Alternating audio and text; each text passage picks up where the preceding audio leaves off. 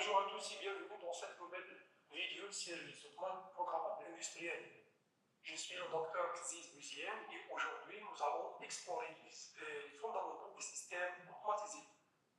Ce cours est destiné aux étudiants de troisième année automatique et de troisième année électrotechnique. Ce cours fait partie de la matière automate programmable industriel. Il s'agit d'une introduction au système automatisé. Nous allons aborder les généralités sur les systèmes automatisés. Dans ce cours, vous devrez être en mesure d'identifier les éléments constituant un système technique, identifier la partie commande y compris les actionnaires, et identifier les éléments d'interface y compris les préactionnaires et les capteurs. Depuis longtemps, on a toujours cherché à créer des systèmes techniques pour satisfaire les besoins de sa vie courante. L'évolution technologique a permis le développement d'une machine et de plus en plus sophistiquée. Ces systèmes jouent un rôle crucial dans divers domaines tels que l'industrie, la médecine, les transports, etc. Maintenant, observons certains de ces systèmes techniques. Par exemple, pour choisir et obtenir une boisson, on utilise un distributeur de boissons. Pour laver et sécher les vêtements, on utilise un lave-linge. Et pour pénétrer dans un parking, on utilise une barrière automatique. Pour retirer facilement de l'argent, on utilise un guichet automatique bancaire. Dans les systèmes que l'on vu jusqu'à maintenant, sont appelés des systèmes automatisés. Alors, c'est quoi un système automatisé?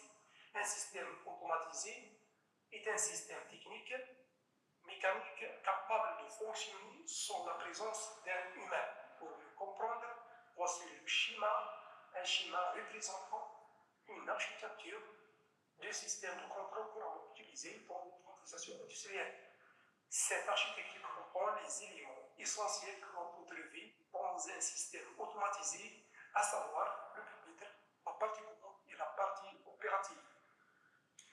Donc, le pupitre ou la partie relation IR, c'est la partie qui permet le dialogue entre l'utilisateur et la machine.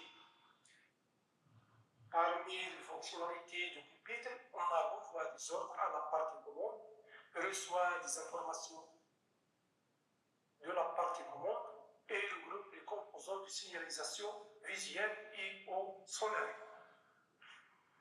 Pour la partie commande, l'abréviation PC, et il s'agit de l'unité centrale qui traite les ordres provenant du pupitre et contrôle la partie opérative.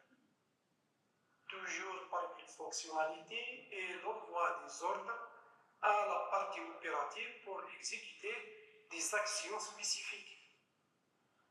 Reçoit des informations de la partie opérative pour surveiller et ajuster les opérations si nécessaire.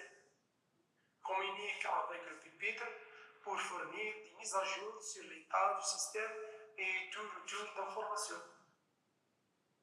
Finalement, pour la partie opérative PO, il s'agit de la partie du système qui exécute les actions physiques.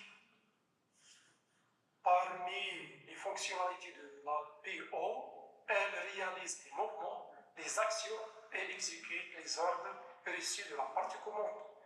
Renvoie des informations à la partie commande concernant l'état des opérations, les erreurs éventuelles ou la confirmation de l'accomplissement des tâches.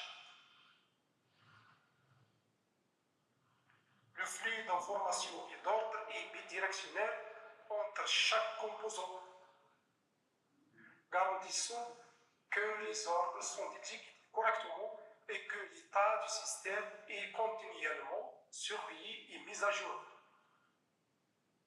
Ce schéma est typique dans la fabrication automatisée et diverses applications industrielles, où les opérateurs humains interagissent avec les machines via une interface de contrôle.